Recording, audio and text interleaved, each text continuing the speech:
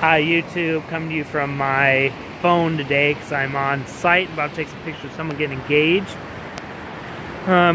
Just a little heads up, some tips on if you're going to be a photographer and end up doing a lot of this stuff. You got to remember to show up early, scout out the location. Like I'm here at 9:10 in the morning. They're going to be here by 11. I'm getting the groom out here, future groom, hopefully. Out here early to come and take some, just figure out exactly where he's going to propose, what he's going to be doing, where he's going to be standing, kind of direct him on what to do. And a lot of the stuff you have to do, and see, I'm texting him right now, a lot of the stuff you got to do is just kind of remind him of how to take pictures. And I'm sorry, the sound quality probably sucks right here, right next to a river, and I'm just using my phone because I need all my cameras for taking test shots, getting everything set up. One thing that I've ran into while shooting engagement, like surprise photography, is you need to watch out for your shutter speed. Make sure it's high enough, because a lot of times people are shaking, hands are shaking. Distance, and just communicating with the groom or the engager, just exactly what they want in the picture. What's more important? Is it getting the picture of her? Is it getting the picture of him going down on one knee? So I had a lot of people like, oh, I don't want to see you, I don't want to know, I don't want to give anything away. I've taken a lot of stuff like across the road, and a zoom lens is really good for that. Another thing you could look into buying is actually a telephoto teleconverter is what it's called, and it doubles or 1.4s your lens. But it also kills the aperture, so you got to kind of watch out for that. But what I would recommend is just talking to people, getting there early, and I'll probably do some more video stuff at home where you guys can actually hear me. But I just wanted to wait to put out my next video so that I actually was doing something. And it's been winter and bad weather here, and nobody's wanting to do anything, so I'm finally doing something. Okay, so I'm farther away from the river now, which is nice. Groom's not going to show up for a little bit, but I just remembered something I need to just comment to you guys, to tell you guys, is these sunglasses. These are prescription, so I wear glasses. In case you haven't noticed, I wear glasses. But these are prescription sunglasses, and the problem with wearing sunglasses while taking pictures is it's going to mess up your exposure on your LCD screen unless you look at the histogram or the gauges, like the levels and stuff like that. So I'm gonna actually switch these out from my regular glasses, because I took an entire wedding with sunglasses on. Man, the pictures just looked great. Thought a little bit higher exposure is perfect. I was trying to go through like a phase of wanting things brighter. Get home, download them on the computer and go, oh my gosh, these are freakishly bright. And because I was wearing sunglasses the entire time and I didn't notice. And I checked the histogram, I was like, that's gotta be wrong. It looks right. I did eye cup the whole 9 yards and just totally blew it. Although, with Photoshop, shooting raw, I could lower the exposure and the pictures were fine. They turned out okay. It's just I had to work to get them workable, which was really frustrating.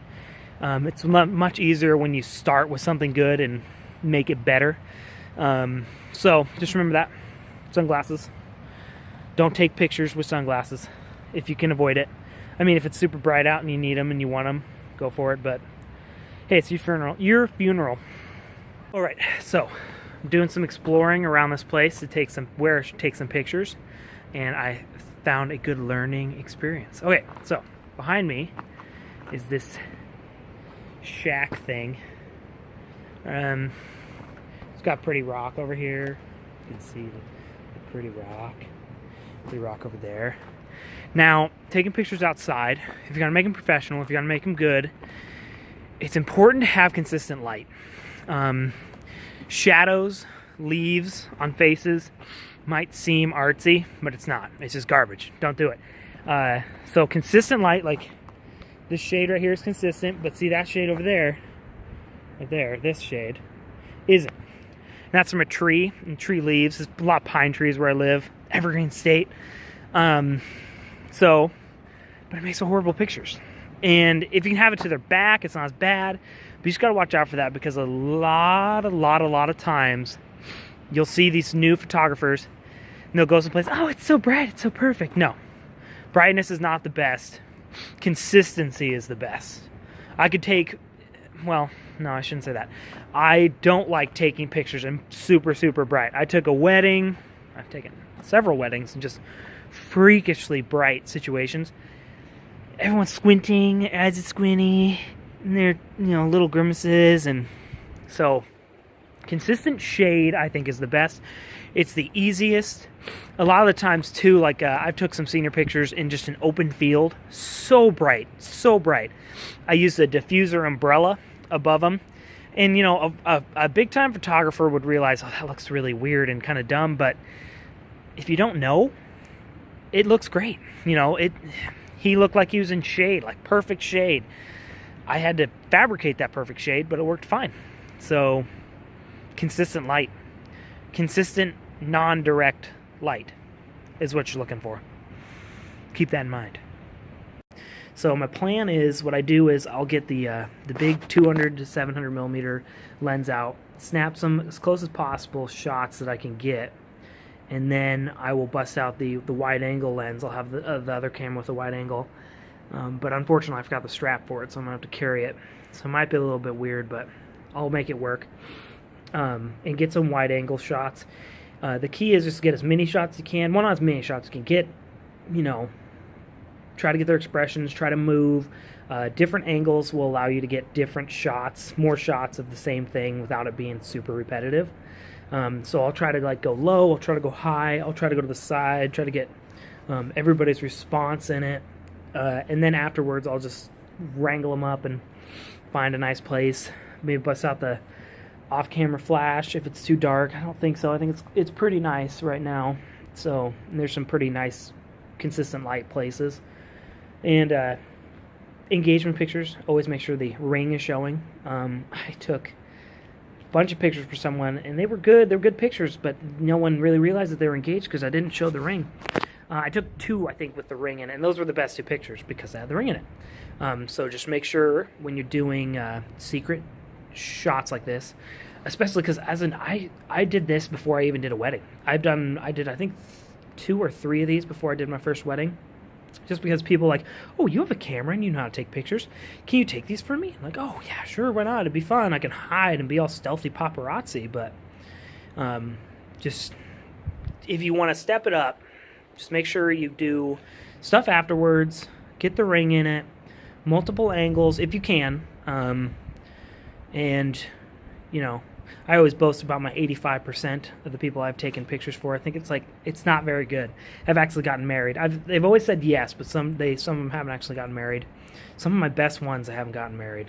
It's a little bit frustrating, but it's like I can't really advertise it on my website or anything. 'Cause it's like they didn't get married, so that didn't work out. So just keep that in mind. This is something that a early photographer can do. People aren't super obsessed with it being perfect. Someone's running by. I look like a crazy person. Yeah, people aren't super obsessed with it being perfect, which is nice. So just keep that in mind. You might be asked to do this. If I was getting engaged again, I'd probably ask Flip and Mike to do it. It's that easy. Oh, another thing I forgot to mention, because it is important when taking pictures like this, is what we talked about in I think it was our second video. Our first real video of instruction, autofocus points. You have to remember that in a shot, you do not necessarily want right in the middle. You want to get left or down to the right. If you're doing from the side, if you're doing an angle with them like this, facing each other, perpendicular. That's the word. So move your focus points or do the broad one. But whatever you do, make sure that you get the focus point on the person, because you don't want to focus on a tree behind or rocks. Aperture of 2 people, if it's perpendicular, it doesn't need to be too high, but I always try to keep it a little bit high, because you're not really looking for that, the fancy blurry background. A lot of people want to see where you're at, what you're doing, blah, blah, blah. So keep it a little bit high, but not too crazy. Okay, so now I'm in my car after the fact. That last little segment of video, put it down, and immediately they were walking up. So I think I got the picture. I ended up using every single lens I have. For some reason, so I kept the autofocus on AI Servo, which is what I use for sports. And usually I don't have a problem with it at weddings and stuff like that, but I was having some real problems with it today. Probably just they were wearing dark clothes on dark background, so I switched it to one shot. And we'll go over that later in another video, but so yeah, AI Servo one shot and some other servo. So just keep that in mind. I think it went well. I think I got a couple good shots. They're so giddy after they get engaged, especially the guy. It's so hard to get one of like where they're not like looking like a total dork because they're just so excited, which is so great. I think what I'm probably going to end up doing with these guys is actually going back and doing another photo sesh with just them when they're a little bit more calmed down and maybe get some invitation pictures on it out of it. And so that's what I did today. Very exciting. Love doing it. I love seeing people get engaged. It's so much fun, especially like the sneak aspect of it. Like I would love to be like paparazzi, like I love doing that. She had no idea, didn't see me. I was right behind them. There was a couple geese right there. She thought I was taking pictures of the geese.